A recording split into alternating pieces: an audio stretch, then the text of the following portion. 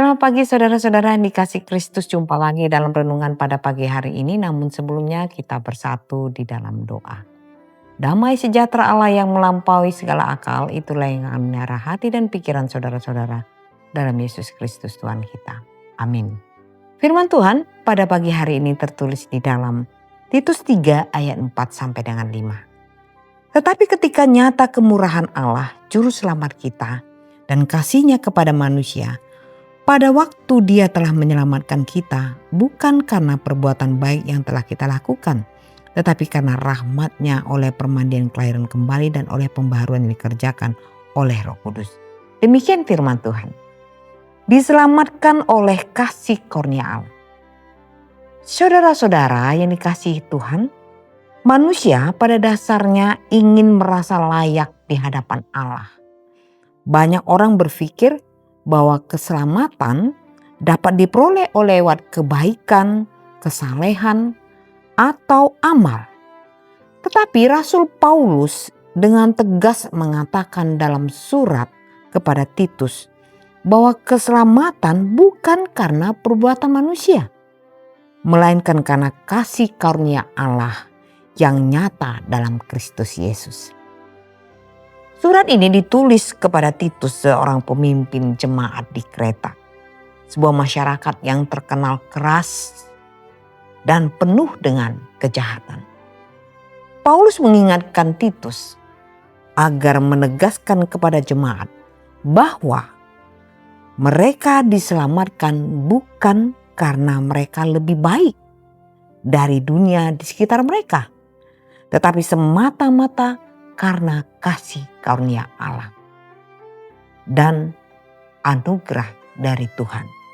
Kasih Allah menjadi nyata dalam Yesus Kristus. Ketika nyata kemurahan Allah, juru selamat kita, dan kasih-Nya kepada manusia, Allah tidak tinggal diam melihat manusia hidup dalam dosa. Ia turun tangan mengutus anaknya Yesus Kristus sebagai bukti kasih yang sempurna. Keselamatan bukanlah hasil pencarian manusia akan Allah, melainkan inisiatif Allah yang mencari manusia. Yesus adalah wujud nyata kasih Allah yang turun ke dunia. Dalam dirinya, kasih itu menjadi hidup, berbicara dan bekerja menyelamatkan. Yohanes 1 ayat 14 berkata, Firman itu telah menjadi manusia dan diam di antara kita. Kasih Allah bukan teori, tetapi tindakan nyata. Yesus datang bukan untuk menghukum dunia ini, melainkan untuk menyelamatkannya. Yohanes 3 ayat 17. Keselamatan adalah anugerah, bukan balasan. Bukan karena perbuatan baik yang telah kita lakukan, tetapi karena rahmat-Nya. Inilah inti Injil. Kita diselamatkan bukan karena kita layak, tetapi karena dikasihi. Segala perbuatan baik yang kita lakukan tidak pernah bisa menebus dosa kita. Karena dosa bukan hanya kesalahan moral, melainkan pemisahan dari Allah yang hanya bisa dipulihkan oleh kasih karunia Tuhan. Efesus 2 ayat 8-9 berkata, Sebab karena kasih karunia kamu diselamatkan oleh iman, itu bukan hasil usahamu, tapi pemberian Allah. Artinya keselamatan adalah hadiah, bukan upah.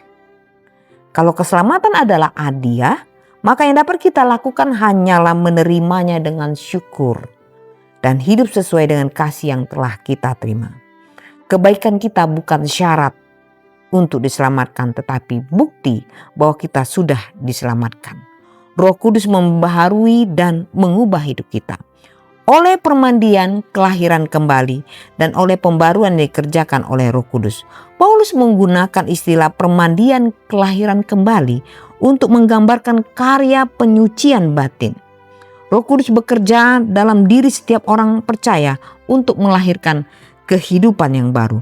Bukan sekadar perubahan perilaku, tetapi perubahan hati, pikiran, dan arah hidup.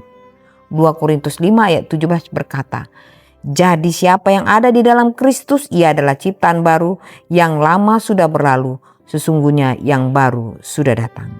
Saudara-saudara, Kasih Allah yang menyelamatkan bukan hanya membebaskan kita dari dosa, tetapi juga mengubah kita menjadi alat kasih-Nya di dunia. Kita tidak diselamatkan karena baik, tetapi kita dipanggil untuk menjadi baik karena telah diselamatkan. Mari kita hidup dalam ucapan syukur dan kesetiaan kepada Allah yang penuh rahmat, serta mengizinkan Roh Kudus untuk terus memperbaharui hidup kita hari demi hari. Anugerah bukan alasan untuk berhenti berjuang, melainkan kekuatan untuk hidup dalam kasih dan kebenaran. Selamat beraktivitas, Tuhan Yesus memberkati. Amin.